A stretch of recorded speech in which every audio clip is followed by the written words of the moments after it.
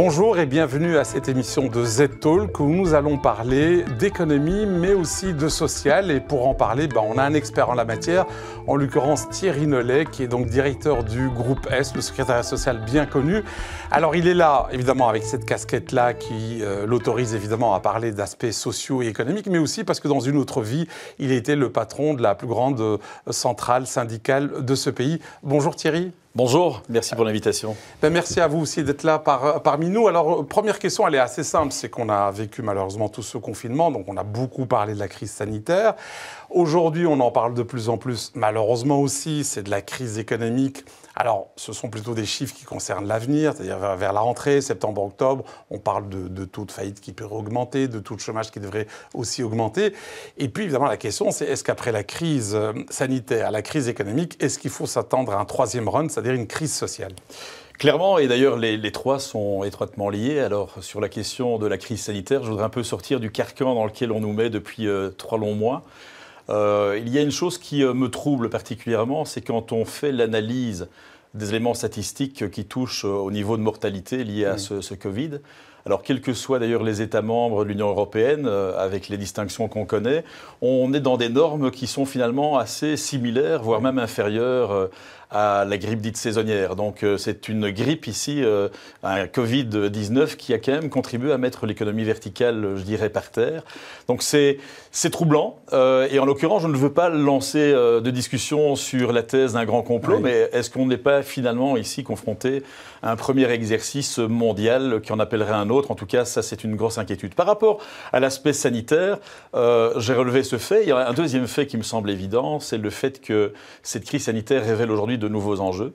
Des enjeux évidemment en matière de liberté individuelle, mais aussi de liberté fondamentale.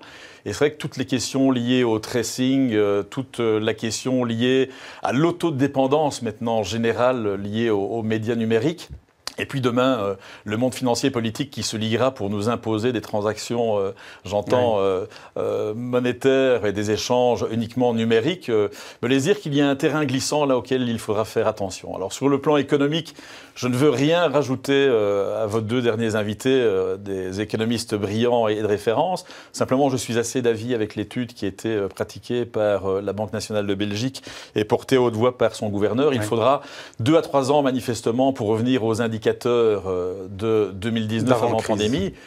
Mais la vraie question, est-ce que quelque part on va saisir l'opportunité, je dirais, de ces éléments de détérioration pour changer de modèle ? Ce serait intéressant d'inviter Dominique Strauss-Kahn, qui a écrit 2 bouquins de référence, et notamment à une autre époque, moins fulgurante, où quelque part, il envisageait clairement de travailler un peu sur la dette, son extinction partielle.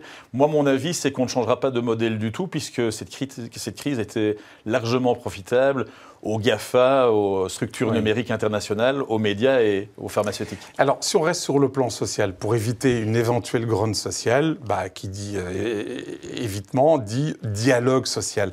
Or, on a vu que ce dialogue social, pour le moment, il a pris, je dirais, un coup dans l'aile, et on l'a vu récemment avec Robert Vertenoy, donc l'ancien patron de la FGTB, qui a été, il n'y a pas d'autre mot, mis de côté, tout simplement parce qu'il a eu l'outrecuidance d'échanger, de parler avec le président du MR. Est-ce qu'il n'y a pas un danger de radicalisation ? Alors, je ne vais pas éluder la question, mais avant de parler de ce sujet, si on parle de crise sociale, elle est déjà donc bien ancrée. Et je voudrais plutôt parler de précarisation de la société. Enfin, je crois qu'on doit refaire un petit peu la genèse. La précarité touche l'ensemble de notre pays, principalement la Wallonie. Il y a quand même des éléments et des indicateurs qui sont particulièrement inquiétants. Un enfant sur 4 en Wallonie vivrait conditionnel à la hauteur du seuil de pauvreté, voire en deçà. Et cette accélération du processus de précarisation, évidemment, est un danger imminent. On a sorti toute une série de gens des circuits du chômage, on les a ramenés dans les CPS. Les collectivités locales ont été attaquées de plein fouet en 2008 à travers la crise financière. Et ceux et celles qui voulaient échapper finalement à ce système des exclus ont souhaité épouser le statut des indépendants, profitant notamment de la large avancée qu'a obtenu le gouvernement sur le rehaussement du statut des indépendants. Avec, avant crise, un niveau d'échec dans l'absolu de 92% des projets initiés par les starters. Et aujourd'hui, dans le cadre de cette crise, tous les projets qui ont été initiés juste un petit peu à l'entame sont par terre. Donc il y a évidemment des éléments dommageables, des éléments humains donc à relever. Alors sur la question du dialogue social, de la FGTB, mais ne mettons pas plus le focus qu'il ne faut sur la FGTB. Oui. Je crois qu'il faut prendre, j'entends, l'ensemble des organisations dans une globalité. On vit un tournant majeur. Donc moi, je suis un riche défenseur du modèle de concertation sociale. Il a eu évidemment son importance, un moment clé, où il a fallu stabiliser les relations, éviter qu'elles ne soient bipolarisées. On a mis un socle, on a mis des éléments de couverture, et ce modèle finalement a été bien pensé dans une logique d'équilibre. C'est-à-dire que peu de gens se rappellent ça, le monde syndical a reçu le sceau de la représentativité. Okay. Attention, ils ne sont pas représentatifs pour l'ensemble des travailleurs, mais uniquement pour les seuls adhérents. Mais en l'occurrence, à la seule condition qu'ils respectent l'autorité, à la fois du patronat à l'époque, aujourd'hui du management.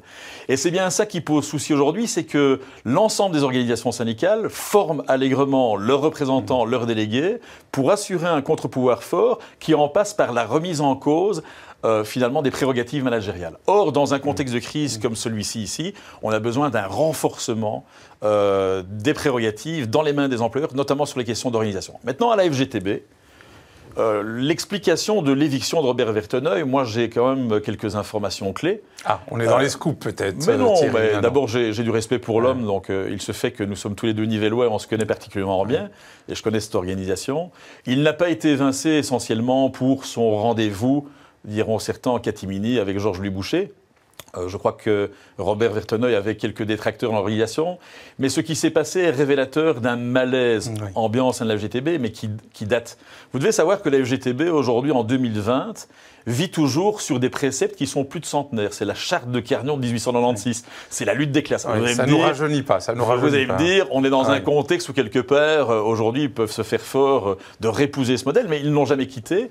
Et donc la difficulté pour l'organisation aussi, c'est de pouvoir évoluer selon l'évolution socio-économique, mais dans un édifice qui est composé de toute une série de centrales, de régionales qui sont toutes autonomes. Donc, c'est le régime des baronnies.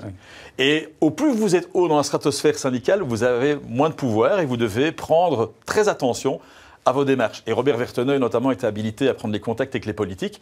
Je crois qu'il a été simplement maladroit. Il a eu un contact avec un journaliste qui, quelque part, l'a peut-être probablement piégé.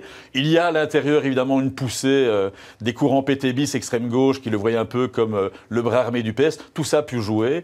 Mais j'entends que c'est surtout, si vous voulez, le fonctionnement de l'organisation qui est probablement sujet à ce type de pour que cette reprise économique qu'on attend tous, alors elle ne sera pas en V, très clairement, ce sera peut-être une sorte de U évasée, mais enfin, elle devra être là. Pour qu'elle fonctionne bien, il faut qu'effectivement il y ait un dialogue. Est-ce que vous n'avez pas peur justement de cette radicalisation des positions? On le voit avec certains partis, sans même les nommer, qui disent on ne veut pas faire partie d'une coalition des droites. On a l'impression même que certains marchent à reculons vers le gouvernement parce que probablement, on le devine, 2020, il n'y aura pas de problème, 2021 peut-être pas, mais 2022, il faudra payer la facture, peut-être des hausses d'impôts, des diminutions de dépenses.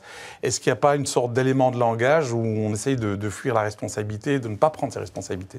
La situation, de façon que nous vivons depuis trop longs mois, elle est tout à fait affligeante. J'entends nos politiques, et je ne suis pas habilité à faire de la politique comme membre du comité de direction du groupe S, mais sincèrement, autant de mois de gestation, et je dirais que le plus dur reste à venir. Parce que quand on voit un petit peu les guéguerres politiciennes qui sont en train de prendre corps, moi je dis qu'il y a pour le moment deux handicaps à une sortie de crise avec le moins de dommages collatéraux. Les handicaps sont justement cette désunion politique et ce modèle de concertation qui a été amené à sortir trop régulièrement des rails. Donc pour moi, ce sont quand même deux éléments fondamentaux qui sont crispants parce que je ne vois pas trop de solutions. Et sur le plan politique, admettons bien volontiers que si à un moment donné il n'y a pas une solution qui se dégage dans le courant de cet été et qu'on doive retourner aux urnes, alors moi je ne suis pas un politologue, mais il y a une chose qui est claire, c'est qu'on attend probablement des éléments de transfuge entre la NVA et le Belang. On parle de 4 à 8 points, selon les estimations. Et on parle d'une dilution du portefeuille PS au bénéfice du PTB. Alors on fait le grand écart depuis, j'entends, des mois et des mois. On est dans une position très inconfortable, mais je crois qu'on ne pourra pas la tenir encore très longtemps. Et derrière, il y a des éléments de déflagration qui touchent à la cohésion et aux éléments de solidarité dans notre pays. Pareil, si demain est d'aventure à la FGTB, avec l'émergence aujourd'hui de l'ancien patron de l'interrégional wallonne, il y a déjà eu des crispations sur le plan communautaire au sein de la FGTB. Si un jour celles-ci vont trop loin et que la FGTB implose ou explose, il ne faut pas s'en réjouir parce que ça sera la fin d'une sécurité sociale unifiée sur un plan fédéral. Voilà les enjeux. Ouais. Alors Thierry Nollet, revenons au gouvernement actuel, qui est un gouvernement minoritaire de pouvoirs spéciaux, on le sait. On sait très bien qu'il y a une demande forte du patronat pour un plan de relance, le plus vite le mieux, pour éviter justement d'avoir trop de séquelles au niveau économique. Est-ce qu'il faut vraiment lier ce plan de relance avec le fait de disposer d'un gouvernement, je dirais, classique, traditionnel, de plein pouvoir ? Non. Non, et je suis tout à fait en phase, notamment avec la sortie dans les médias de notre ami Bernard Delvaux de la Sonaca, oui, qui est quelqu'un toujours avec un verbe clair, mais aussi il sait mettre le curseur au bon endroit. Il a raison de considérer qu'on ne doit plus attendre aujourd'hui que le politique se réveille. Nos pays voisins limitrophes, et les plus importants que sont la France et l'Allemagne, se sont déjà préparés activement aux différents plans de relance, puisqu'ils sont séquencés, ils sont aussi diversifiés, puisqu'ils prennent en ligne de compte la spécificité des secteurs, avec des lignes de protectionnisme qui sont assez effrayantes. La Belgique est en retard par rapport à ce processus. La Belgique ne sort toujours pas du bois. Le virus n'a pas de frontières et on le voit, il y a des soubresauts, des tentatives qui se font au nord et au sud sans engager quelque part les axes de solidarité, parce que pour moi, il n'y a que ça qui nous fera grandir dans le cadre de cette crise. Et donc, sur le plan purement politique, je crois qu'on ne doit pas attendre la grande heure et le grand réveil. On doit maintenant s'engager. Et qui doit s'engager ? Les forces socio-économiques, bien évidemment. Est-ce qu'on peut tisser des liens et des passerelles nouvelles avec le monde syndical ? Je l'espère, mais on en reparlera. Je crois que les choses sont trop clivées pour que ça se fasse naturellement. Donc, le monde socio-économique qui a déjà tissé, selon certains acteurs, des ponts avec l'académique, les acteurs de la formation, tout ça doit se mettre en mouvement. Et je crois j'entends un intérêt commun, c'est de limiter la casse sur le plan social, limiter l'impact sur les jobs, parce que, à la vérité, on parle en termes d'estimation de 200 000 pertes d'emplois. C'est-à-dire ici pour la rentrée. C'est-à-dire sacrifier finalement l'action du gouvernement qui a été critiquée, commentée, à chacun sa vérité, mais des jobs ont été créés pendant cette législature, aujourd'hui ils seront naturellement détruits. Il y a autre chose qui me laisse dire qu'on va vers une déflagration encore plus importante, c'est que le numérique dont tout le monde parlait avant la crise, qui a eu toute son importance durant cette crise. La crise n'est pas terminée. Il va y avoir, évidemment, à travers le numérique, toute une série donc, de pertes d'emplois, de détérioration d'emplois. Et à la vérité, c'est clair que naturellement, normalement, des emplois seront recréés avec, je l'espère, une balance qui sera plutôt positive. Mais le temps de recréer de nouveaux emplois risque d'être extrêmement long. Et donc, l'ardoise risque d'être extrêmement lourde. Alors, revenons à vous, Thierry Nollet. Vous êtes le patron de la partie francophone, si je puis dire, du secrétaire social Groupe S. Vous demandez à être partie intégrante de ce plan de relance. Alors, vous avez un rôle important. On sait que vous occupez des payes, des fiches de paye de centaines de milliers de personnes. Mais en quoi vous avez un rôle à jouer dans ce plan de relance ? Alors, c'est une question évidemment importante pour nous. Et nous avons lancé un très large plaidoyer ces derniers jours. Alors, pas pour valoriser le groupe S par rapport à d'autres concurrents, pour rappeler tout simplement l'histoire du secteur et aussi de pouvoir mieux situer son évolution. Alors, le groupe S, il a créé le secteur il y a 80 ans. C'était une idée particulièrement inspirante de certains entrepreneurs du secteur de la construction, Brabançon, qui ont, en 1939, souhaité mutualiser la gestion des risques en matière de paye. Et c'était une idée novatrice qui a été reprise justement dans un schéma un peu comme celui-ci, un schéma de crise, la sortie de la guerre. Ce modèle a été repris par l'État belge, c'est le fameux prélèvement à la source, qui est un des premiers axes bâtisseurs de la sécurité sociale. Alors, ce qui est important à considérer, c'est que les groupes sociaux comme les nôtres sont au centre des ramifications de la sécurité sociale belge. Et que dans notre évolution, pour des questions évidemment liées aux éléments concurrentiels, on a dû se réinventer, on a dû, au-delà de la gestion du payroll, qui est notre premier métier, la gestion du statut du personnel, élargir notre scope. Alors d'abord à des matières qui sont évidemment en périphérie et qui touchent à la vie des entreprises, c'est toute la dimension de la gestion des ressources humaines. Mais aujourd'hui, en tout cas, nous plus que d'autres dans notre évolution, on a rappelé l'importance d'entendre notre voix. On pèse quand même 22 800 entreprises, toute activité confondue, 220 000 clients. Ça touche indirectement ou directement pas loin de 2 millions de Belges. Et on intervient à différents stades de la vie du citoyen. On paye des primes de naissance, des prix d'allocation familiale. Ça, c'est la branche, j'entends, liée notamment à ce qu'on appelle la coupole de la VIC en Wallonie. Mais deux, nous intervenons auprès des indépendants, des certaires, avec des outils de guidance, on les accompagne. On est donc finalement accompagnateur de la création de nouveaux emplois.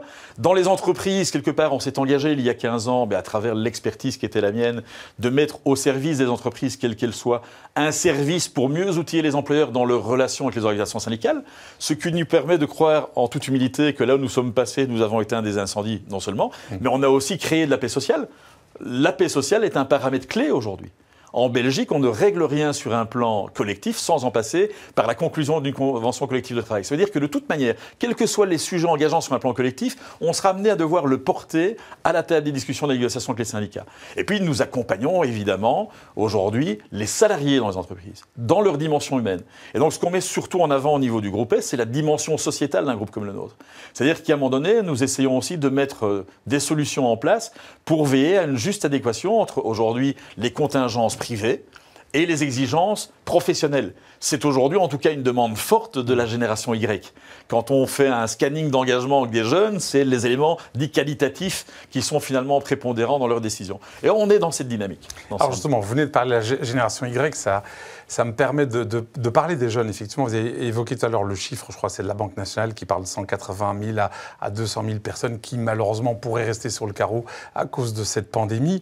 Alors il y a une autre étude qui, elle, a été établie par l'OIT, donc l'Organisation internationale du travail, et qui marque très notamment le fait que ce sont surtout les jeunes qui vont souffrir de cette crise, puisque d'ores et déjà dans le monde, 1 jeune sur 6 a perdu son job. C'est un petit peu normal parce que souvent la plupart d'entre eux travaillent dans l'ORECA ou dans les commerces de détail. Quelle est votre vision là-dessus et qu'est-ce qu'on peut offrir à ces jeunes comme perspective d'avenir, Thierry Nollet ? Alors c'est une réalité, donc moi je ne vais certainement pas contester les chiffres de l'OIT, grande organisation internationale respectable, mais je crois que ce serait un tort quelque part de situer la réflexion uniquement sur la question des jeunes. Il y a un problème intergénérationnel, j'entends, très important, qui peut à un moment donné impacter la jeunesse, mais qui peut aussi impacter, je dirais, les plus anciens. Et je me permets juste une petite digression, mais il y a aujourd'hui en termes d'enjeux dans les entreprises, sur le plan sectoriel, sur le plan interprofessionnel et donc sur le plan des entreprises, un enjeu dont on ne parle plus aujourd'hui, dont on n'ose pas parler.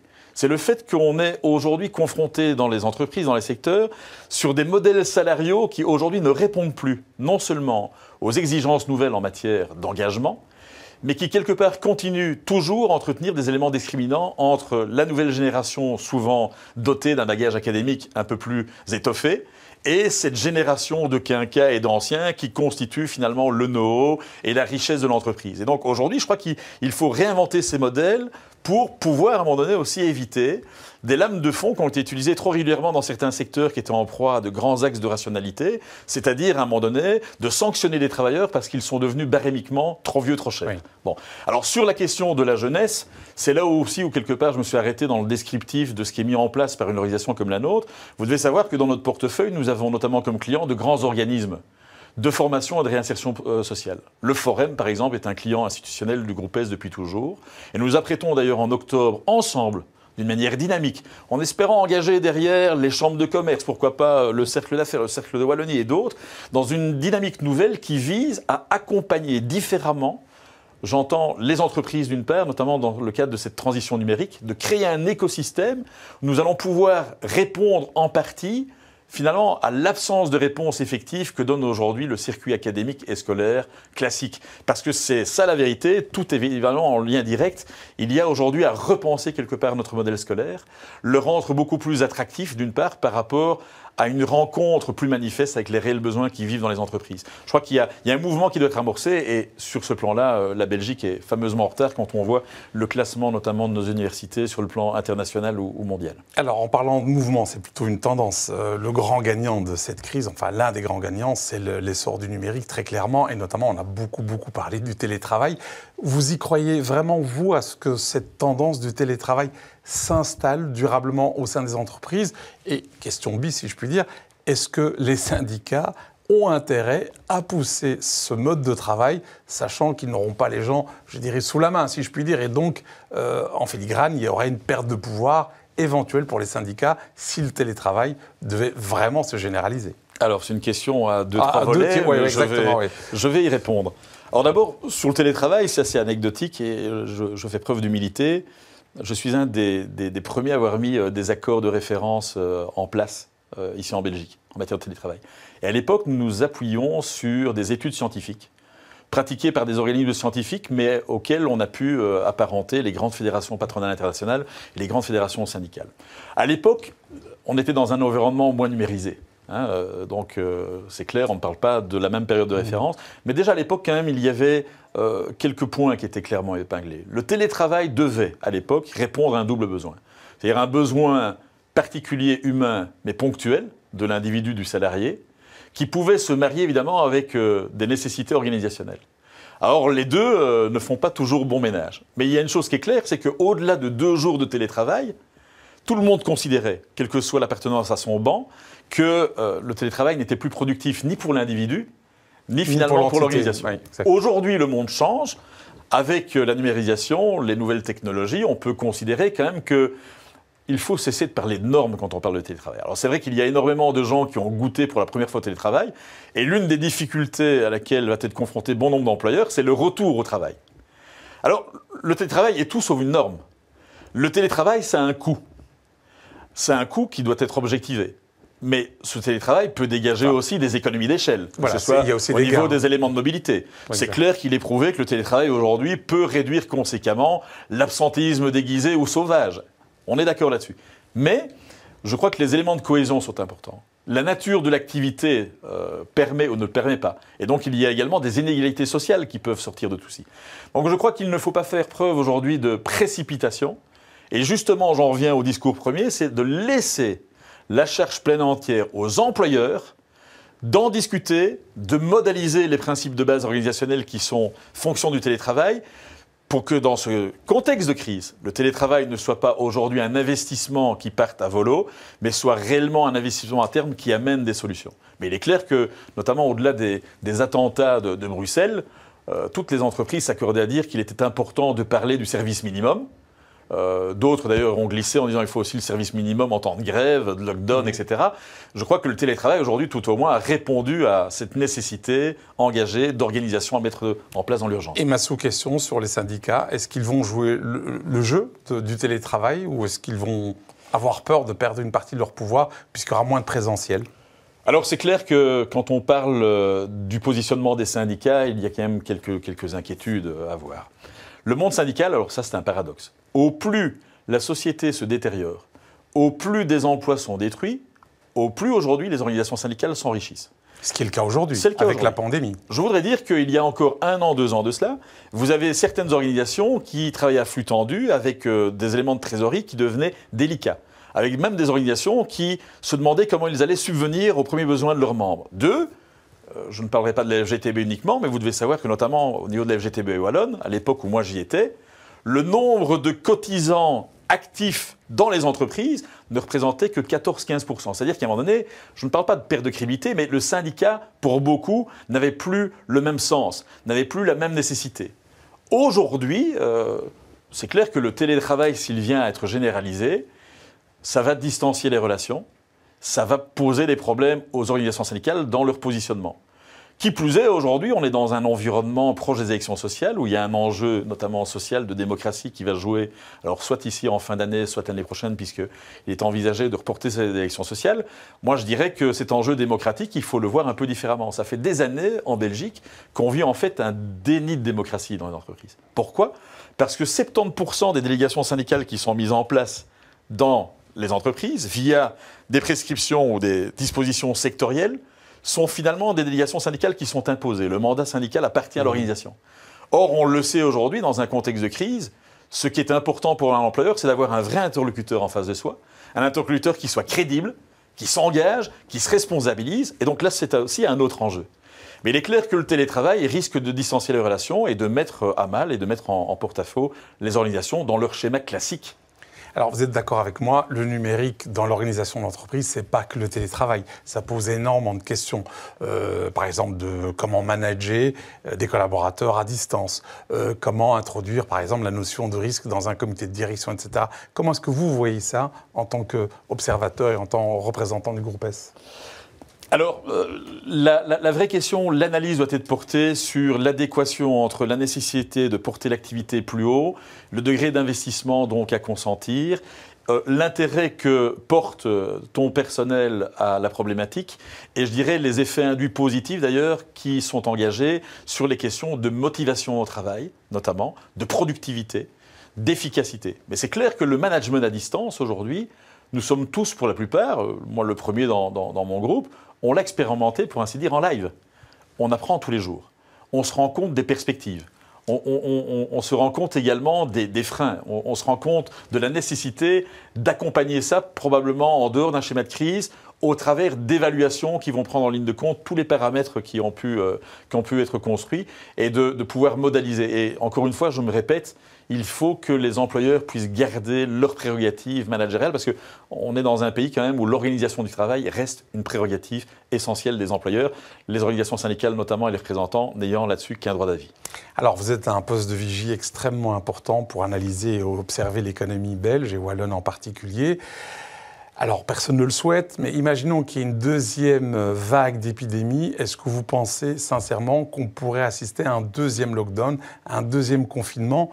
A priori, quand on parle de cela avec des économistes ou le milieu patronal, ils disent on n'y survivra pas. Tout simplement, il n'y a déjà plus de marge de manœuvre. Bien sûr, mais ce serait dommageable. On le sait, le confinement était probablement utile ici dans les décisions politiques pour éviter les engorgements sur le plan hospitalier. Ceci étant, encore une fois, quand on voit les éléments de déflagration donc actuels et prévisibles, c'est clair que ce deuxième déconfinement, il faudra l'éviter à tout prix. Alors après, on le voit, il y a des pays qui reconfinent, mais ils reconfinent sur un autre modèle, c'est-à-dire qu'on est plus dans un périmètre en vase clos qui est ciblé, on n'est plus dans des lignes de fond telles qu'on les a connues. Mais bon, c'est clair que ça serait dramatique. En tout cas, certains secteurs ne s'en relèveront pas. Alors, vous avez énormément d'entreprises dans votre portefeuille en tant que secrétaire social. Qu'est-ce que vous pensez de ce débat entre les tenants, je dirais, de Darwin, qui disent, voilà, il y a un certain nombre d'entreprises qui allaient jamais avant la pandémie et il ne faut pas nécessairement les aider parce que sinon c'est de la concurrence déloyale pour les autres. Et puis d'autres qui disent, non, évidemment, en situation exceptionnelle, mesure exceptionnelle, l'État doit être là pour tout le monde.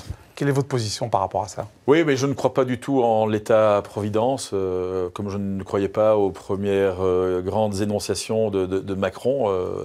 À un moment donné, le boomerang vous revient toujours.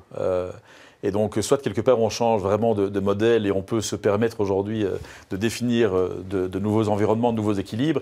Mais en l'occurrence, c'est clair que d'abord, il y a un écrémage naturel qui va se faire dans des secteurs clés comme l'ORECA. Quand vous voyez un patron d'une centrale syndicale dire que non seulement ça va se faire, mais ça serait souhaitable que ça se fasse, évidemment, je n'ai pas le même discours, parce que derrière, ce sont des emplois qui vont être détériorés. Mais c'est clair qu'en l'occurrence, vous aurez un écrémage qui va se faire. Et toute la question sera, à un moment donné, de la manière dont on va redistribuer les mannes célestes. J'ai l'impression que pour le moment, et ce n'est pas une critique envers notre gouvernement, mais on est dans une logique de politique rustine, de politique à la petite semaine. Oui. Et que probablement via un contexte qui nécessite une accélération des processus des décisions, avec tous les freins et les obstacles qu'on a déjà pu brosser ici ensemble, on prend des décisions qui semblent aussi aller dans la logique qui est attendue par bon nombre. Mais je crois qu'à un moment donné, il va falloir faire le tri et il va falloir aussi surtout travailler sur les modèles de reconversion. Les modèles de reconversion professionnelle, de reconversion en termes de mobilité. Toutes ces questions, finalement, qui, quelque part, sont traitées dans ce que je peux appeler la gestion RH. Et là, on en revient à votre question, c'est-à-dire l'utilité de pouvoir, à un moment donné, écouter un groupe comme le nôtre, mais les autres, parce que nous représentons 95% des salariés belges. 95% des salariés belges aujourd'hui sont rattachés indirectement, via leurs entreprises, à un organisme comme le nôtre. Nous sommes au centre des relations entre les organisations syndicales et les organisations patronales. Donc, en clair, je crois qu'il y a probablement à nous inscrire dans un processus de réflexion qui puisse se mettre rapidement en place dans une logique aussi de management agile dont les entreprises ont profondément besoin aussi aujourd'hui. Alors Thierry Nollet, on arrive tout doucement au terme de cette émission. Petit pronostic, vous pensez qu'on aura un gouvernement de plein exercice pour le 21 juillet ou vous êtes plutôt vers septembre ou calende grec? Non, mais je le souhaite, mais je n'y crois pas. Et je crois que nous n'allons pas échapper au verdict d'une deuxième urne en l'espace d'un an. avec la difficulté que j'esquissais tout à l'heure, c'est-à-dire de devoir, à un moment donné, voir des partis jugés extrêmes se renforcer. Parce qu'on n'a pas parlé aujourd'hui du PTB, on ne va pas non plus leur faire trop de publicité. Moi, je les ai pratiqués pendant des années dans les milieux syndicaux. Ils investissent, j'entends les organisations au sens large, et pas que les organisations syndicales. Ce sont quand même des gens qui ont un profil maoïste, hein, c'est l'identité Mao, c'est la pensée unique. Vous n'êtes pas d'accord avec moi, je vous lamine de la carte. On ne prend pas le pouvoir, mais d'un autre côté, on s'attaque aux organisations, on les lamine en s'attaquant aux têtes de pont. Tout ça, ça fait peur. Ça fait peur, et donc j'ai peur aussi d'une radicalisation, je dirais, en Wallonie. Bon, Thierry Botsson, il a évidemment toute ma sympathie, mais ça n'est quand même pas neutre que le président de l'interrégional wallonne monte aujourd'hui comme président d'intérim et sera confirmé comme président demain, n'est pas un danger en soi, mais c'est une grande première pour ceux qui savent situer, je dirais, les enjeux au sein de la FGTB. Avant, le président était issu d'une centrale. C'est là où, quelque part, les présidents de centrale ont toujours leur pouvoir. Ici, c'est le patron d'une des 3 interrégionales qui montent en ligne, quelqu'un qui est connu comme étant un régionaliste quand même prononcé. Je ne sais pas comment il va guider le navire dans un environnement où il faudra faire des choix. Merci Thierry Nollet, merci pour ce décryptage avec beaucoup de fougue, beaucoup de passion.